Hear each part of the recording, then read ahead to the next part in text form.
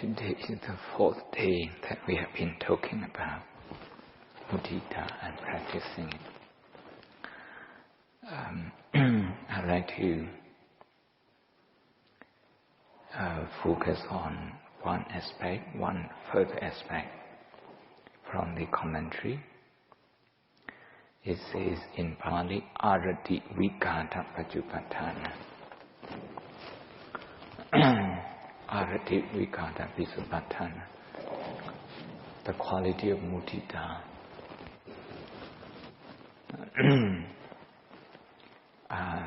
helps us to dispel the negative emotion of irritation, annoyance, agitation, disinterest, like that. We have been talking about disinterest for the last 2 days.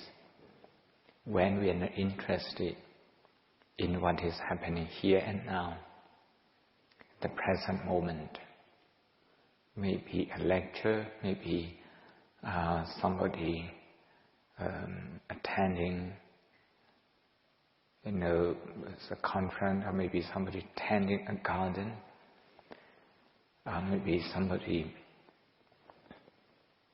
enjoying his own coffee, his own wealth, his own knowledge, and to be disinterested is a form of, in Pali what we call arati, is a form of unhappiness.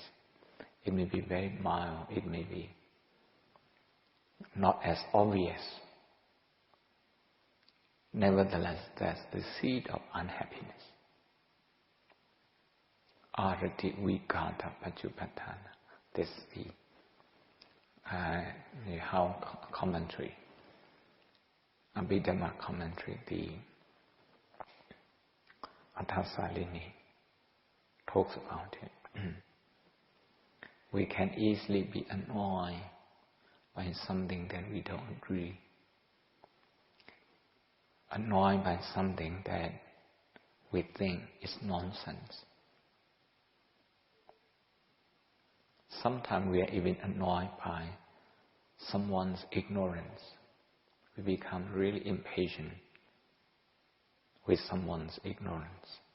If we have to repeat the same thing again and again. Here, we can compare ourselves with a mother who has only one child. Mata Yataniyam Buddha. A mother would teach her child a language, maybe a word, how to say a word, again and again until her child gets it. How to walk and how to eat by themselves. The mother takes a lot of time and she has all the patience. Why? Because she has both karuna and mudita, the qualities. Here, although we are talking about mudita, joyful feeling, I like to bring in, I just like to mention, one aspect of compassion, karuna. That is, sattanang anatha bhava dasana padata. To look at living beings as if they are helpless. To feel motivated in helping them. So because the mother has that quality, she has all the patience in guiding her child, in teaching her child. And when her child can pronounce one word, maybe mommy, daddy, lunch, good, like that, the mother is overjoyed. the ability of the mother to feel mudita for her child is extraordinary. This is the very reason why the Buddha has chosen a mother with only one child to do this, to teach us about Brahmavihara qualities. Okay, the mother and only one child. If we see somebody doing so well, at that moment when that person is in front of us, can we be totally focused, concentrated? Can we pay our total attention to that person, rejoicing in that person's achievement? Many of us, okay, we will have short attention span in this kind of situation, because our brain default position, as I mentioned, as I discussed the other day, is fear. Instead of rejoicing in the person's success, in the person's positive qualities, we actually feel threatened. We feel threatened by the person's success. We feel if the person would get more recognition, would get more attention, would get more credit. These are all fear. Fear. So, Arati Vigata Pajupatthana, this description of mudita talks about removing fear, which is the cause of unhappiness, the cause of annoyance. When we see somebody doing something nonsense, now subconsciously, if our mind cannot make sense of anything, there is fear. We only feel comfortable when we can make sense, when the world makes sense. So the world remains a scary place until we make sense of everything. When the Buddha told us that we should look at the world as impermanence, whatever we look at it, okay, things are changing all the time, never remaining the same. So if we look at that, in us, in other people, in the people we love, in the people we hate, in the people who love us, in the people who hate us, actually everything is the same. Things are just changing all the time, never lasting forever. Everything is transient and impermanent. Then, both at the conscious level and subconscious level, everything makes sense. At that moment, fear drops. Fear drops. So, in working on mudita, this evening, I'm going to ask you to expand a little bit. We are still working on 3 groups, the first 3 groups. The first one, ourselves. The second one, our nearest and dearest one, that is our family members and teachers. The third one, our colleagues. But here, the procedure for this evening, the first one, please focus on yourself, just on yourself. The hard work that you put in order to write an essay, how much you have to read. Look at your own effort. Look at what you are producing. I'm just taking a student's life as an example. Teachers, lecturers, a staff, a librarian, a cook, an office staff, a cataloger, a digitizer, everyone. Okay, just think about one piece of work. To get one piece of work done, how much effort you have to put into it. Think about it. Spend some time on yourself until you can feel mudita. Now, once you can feel mudita on yourself, now without thinking about the success of the second group and the third group as we did yesterday, today I'd like to introduce you mudita and the law of interdependence. When you write your essay, there are many people who support you directly and indirectly. When you read a text, when you read maybe a secondary source, you read a book. To write one book takes usually about 2.5 years. In Oxford, professors take about 2.5 years to complete a research so that it becomes a book. So if you read, for your essay, if you read 3 books,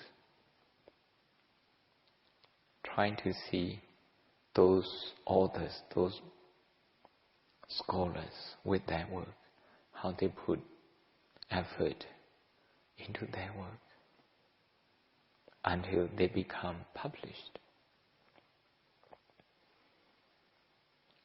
Rejoice in their effort, in their knowledge, in their success, which is a part of your work now. In other words, recognize their role in your work. If you read a Pali text, well, it has taken many centuries for the Tripitaka, the Buddhist scriptures, to be to accumulate a form that they are now. In a text, as a printed text, as a digital form, as a digital format. Just about 150 years ago, people were still using manuscript, palm leaves, like that. 200 years ago. And it took a lot of time for them, a lot of effort for them to actually preserve those. And the transportation, the communication was very difficult. Anyway, they preserved the whole Tripitaka. So they are part, we have to recognize their role. When we write. I'm not saying that we need to write about them, but to rejoice, to feel grateful, to rejoice in their hard work, in their good job, in their good work. And then to feel connected with them.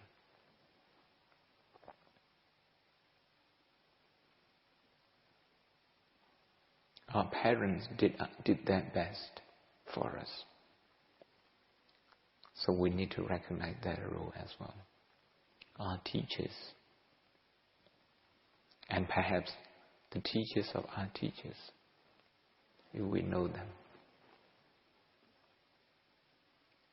they ensure that we have this opportunity to succeed. And if you think about your success in the past,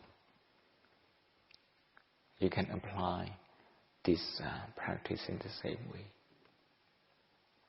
So by expanding the energy of karuna in this way, by recognizing the role of other people, directly or indirectly, in your own success, you are overcoming many things, many negative emotions. Self-centeredness, for a start. Now, we still have self-confidence. Nevertheless, we wouldn't be too self-centered. We wouldn't be too full of ourselves. We will stay connected with the people, some directly, some indirectly, in enabling our success.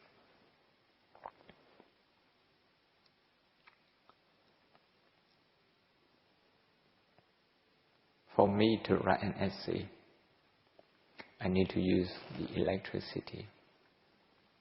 There's a huge industry, the people who created it, and up to the people who made it possible that we have good electricity here at this university. So all around, there are many things for us to rejoice in. And this is the way to remove a habit of being annoyed easily, being irritated easily, being too judgmental about what we see, what we hear.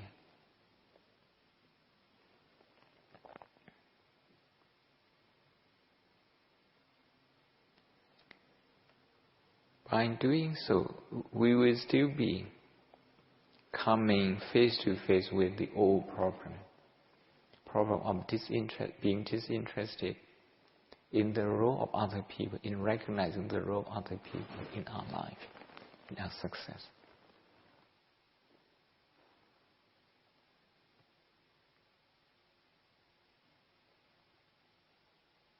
We don't feel comfortable to acknowledge that as a human being, we need each other so much. We don't feel that comfortable. We have fear if we accept, if we recognize that way, that our role will become insignificant, our success will become insignificant, and other people will take advantage of us.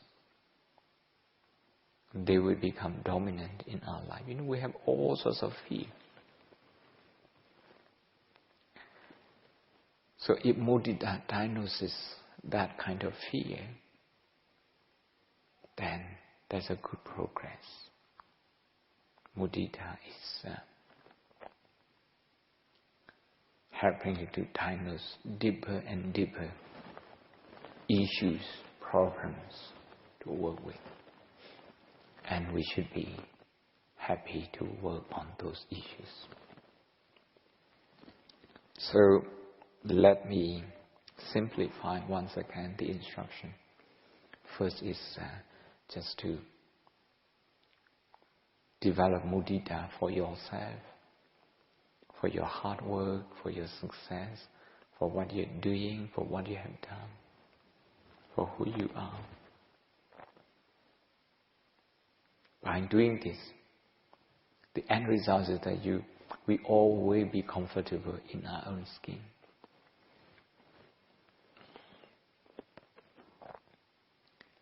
Spend about half of the time, maybe 2/3 of the time on yourself.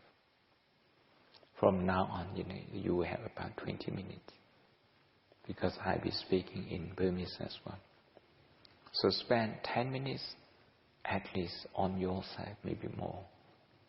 15 minutes like that. Then, in the end, recognize other people, the role of other people in your life. In your life. And look at how the Buddha recognized other people's role in the Jataka. He recognized them. And when we recognize them, one byproduct result that we get is reconciliation.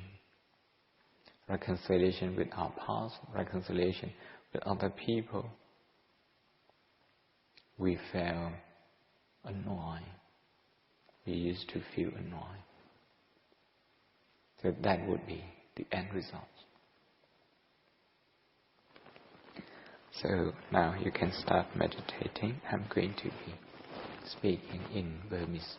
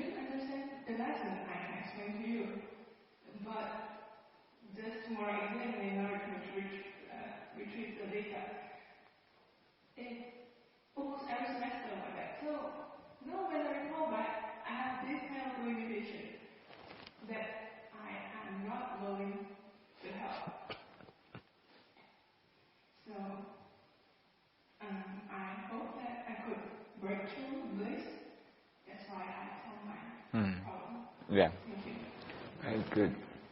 Mudita helps you to diagnose. I mean, not helping is one thing, but feeling annoying is another. At the moment you connect them, actually they are two separate things. If, because of the time limit and you can't help, and you tell the person without feeling agitated by his behavior, then there wouldn't be any impact, negative impact on your mind.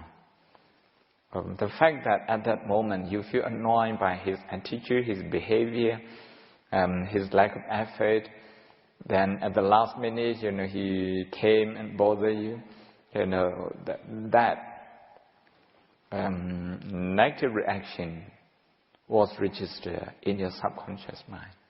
And now with this mudita, it comes up. You have the opportunity to acknowledge that and to heal. Yeah.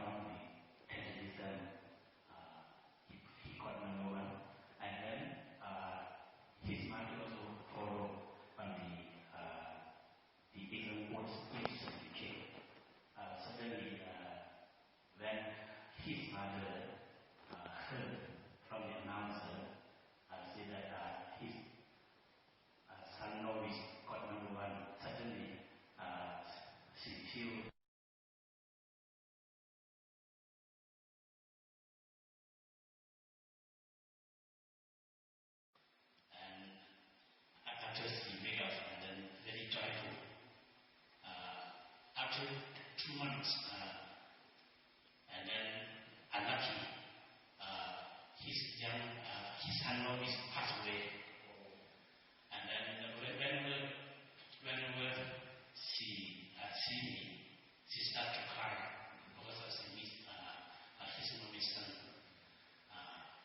Last year, when we came to check the mental health, first mental he had, I also asked some doctor. They said that they give consultant to me to give some advice to doing that for his only son passed away. When I go back to my village, there was he see me, cleanness and also condolence. This situation, if she face this kind of problem, how do you deal with, how do you give a consultant to her? That should be sadly, but not his work. She's working on grief.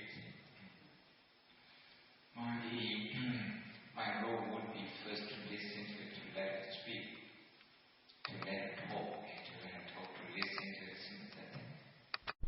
To acknowledge her pain. Yes, this pain is very big, and you just listen to that, and then ask her,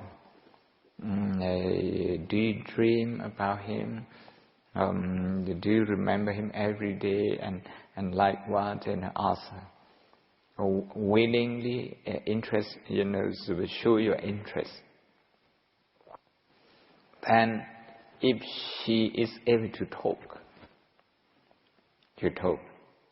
you will understand her more, understand her pain. If you listen to her, she will feel that somebody understands her pain. She wouldn't feel lonely. Otherwise, she feels that she has no one recognizing her pain. So that's the first one. The second one is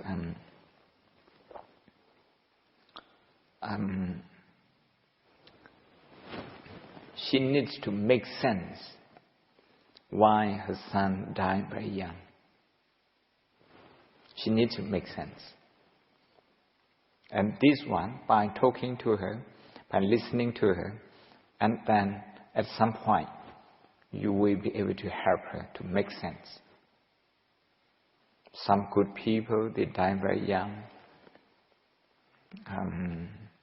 and how they move on like that. No. And she and her son, the relationship in this life, however short, it was an excellent one. They had pure metta for each other, and that sort of thing. To find something positive that she could understand and make sense of herself. She could still be proud being a mother of that son. After that, because this grieving process, now she's still, after many years, she's still in the grieving process. If she wants to do something for her son, in her son's name, in her son's memory, maybe planting a tree in the monasteries, or doing paint, donating a painting, from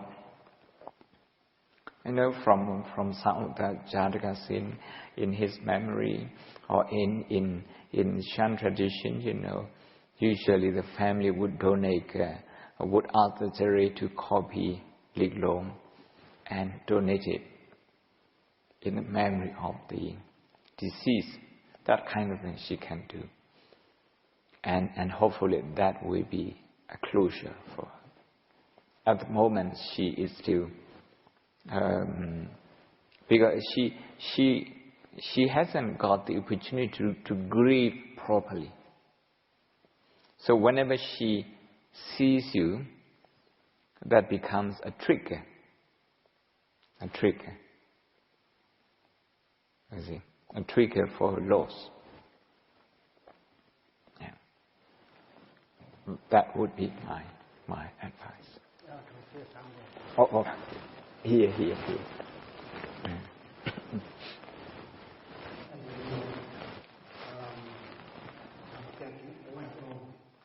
Oh, you look very young.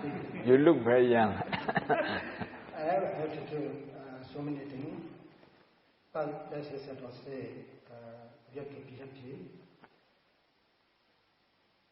But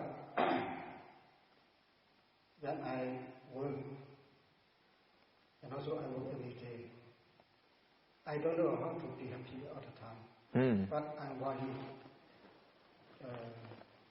But sometimes I worry. But now I want to be happy all the time. But I cannot. How to practice it? Oh, you miss 3 days. This is the 4th day of mudita. You miss 3 days of happiness. You see, when we had a celebration for your PhD here on my birthday, what you told me, whenever I remember that, it filled me with joy. You said, you come from a family, you come from a village with only 5 houses, 5 families. And now you have come up to this level. You are serving the whole Sangha as Bodhanka Wunsao in the country, one of the 300 monks to be serving at that level. In the monastery in Panglong, you are the only one who graduated with the Manjara degree from that monastery. Only me. Yeah, only you. You see, so you have to think about it, revisit when you study, revisit how hard is it, like that. And then be proud of your own effort, your own success. Think about it again and again. When you wake up in the morning, before you get up, give yourself 1 minute, just 1 60 seconds. think about how hard you work, okay, to pass the Dhammacara degree. And then after that, you didn't even know ABC. Okay. Were you in your 30s when you went to Sri Lanka? How old? I think 36. 36. So you started the name. ABC. Yeah, ABC at the age of 36. You see. And then he got a PhD, from Sri Lanka, MA PhD from Sri Lanka. He worked very hard. He went to British Council to study English, and maybe the teachers were younger than you, maybe. I was the oldest in the class. The oldest in the class, yes. So that one you need to be proud, because you never give up. You never give up. And now during my birthday, some of your students, some of his students, okay, they came here as interpreter. They speak very good English, but they have never met a foreigner. So they study English with him in Panglo. So a lot to be proud of him. But he himself, he forgets all of it. That is why he doesn't have happiness. And according to what we practice today, after that, after you have done mudita for yourself again and again, now you have to recognize the role of other people in your life. Your parents, your teacher, your devotee, your supporters, like that. If you think about that role, you recognize that role. Okay, how they help you to succeed, and also the other way around, how you make them happy, how you make them proud like this. Then you will be happy 24 hours a day.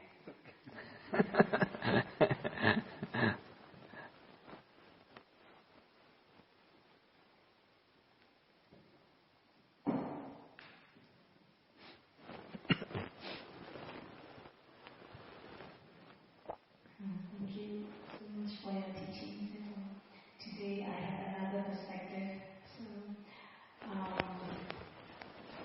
when I practiced in this session, my mind was dominated by our recent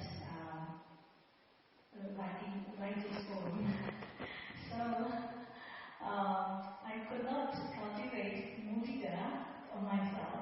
I could cultivate only karuna on myself. I feel like I'm very small, and but with my concentration, it's very clear. I am kind of a small person, and I could develop easily the karuna on myself. Then I try to dig out my positive things. Okay, at least you could write the things, and also at least you could understand all the comments given by Sayadaw and the dean and other people, something like that. So then what I realized at that moment, I think the quality of cultivating mudita is we have got the advantage. The advantage of cultivating mudita is we have more capacity to dig out the positivities anywhere out of all scenarios. Not only to myself, to the other things. So the thing is, we have to dig. Otherwise, it will be stuck there. So I understand. I get that understanding. And my question is, if we have that mixing mind, compassionate mind, and rejoice, so is it true? It is correct if we practice together. It's correct. Actually, I mentioned the other day in my answer to one of you. that at a more advanced stage, we have to work on just one issue and to develop both karuna and mudita. Today, you can look at your shortcoming and then, recognize your current limitation and feel compassion for yourself. But at the same time, the information that you brought out today, you brought to the workshop, we just didn't have it. We didn't know. Only you knew it. So we actually learned a lot from your writing. And it takes a lot of time to gather a lot of information like that. So if you visualize yourself going to the library, borrowing books, reading them, and trying to understand them, and then trying to get some gist and put it into your writing, you will have a lot of mudita. Just focusing on today's piece of writing. But then you can also visualize Bowlby's book, Ainsworth's book, and how they work hard, to come up with that kind of theory, and to the extent that they publish and then receive recognition widely from other fellow professionals. So you appreciate them, you recognize their role in your work, then your mudita will be strengthened. I'm saying how mudita is strengthened because by recognizing other people's role in our work, we are reducing self-centeredness. We are reducing this. We still have self-confidence, but at the same time, we are removing the side effect, which is self-centeredness. At the back.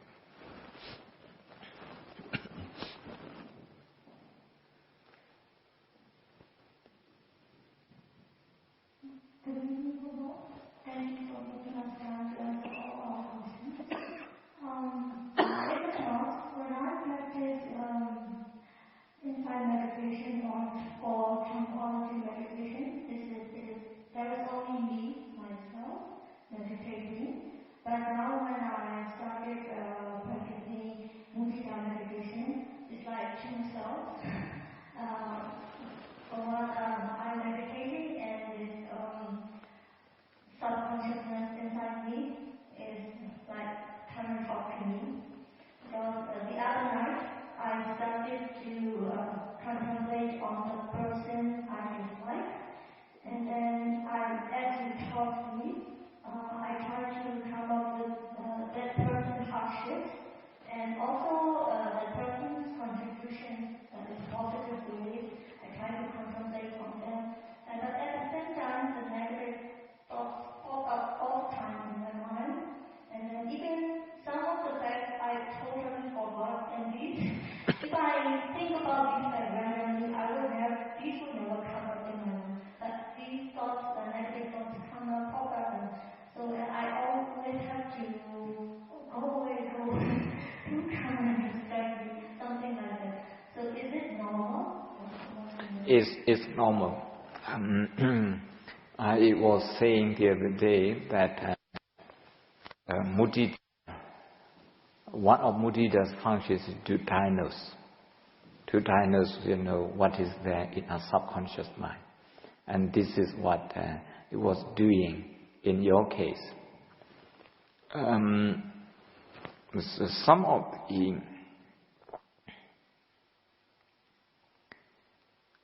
the subconscious habits that we have accumulated, we don't usually see them. If we don't meditate, we don't usually see them. but they are there like a shadow. Okay? Like a shadow, influencing our thinking.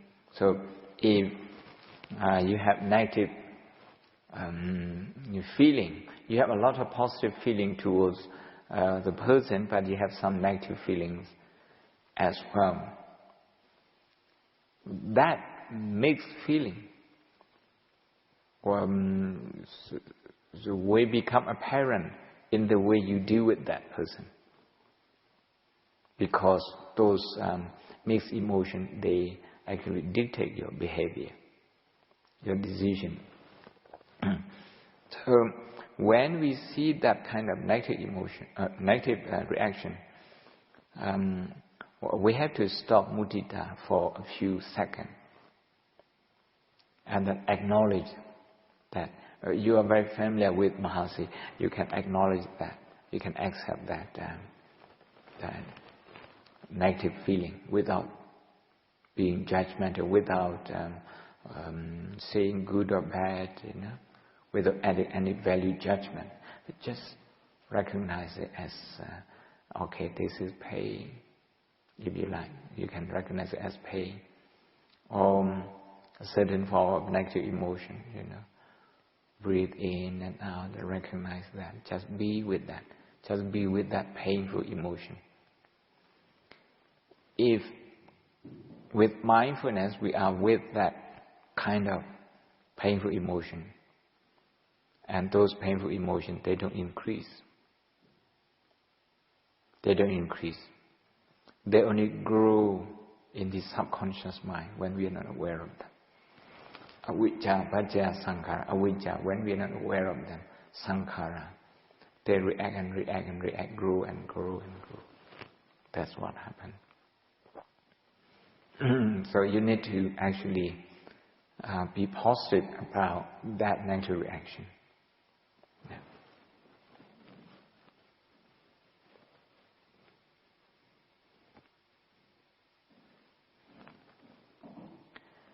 Okay, maybe this is about for this evening. Sadhu, sadhu, sadhu.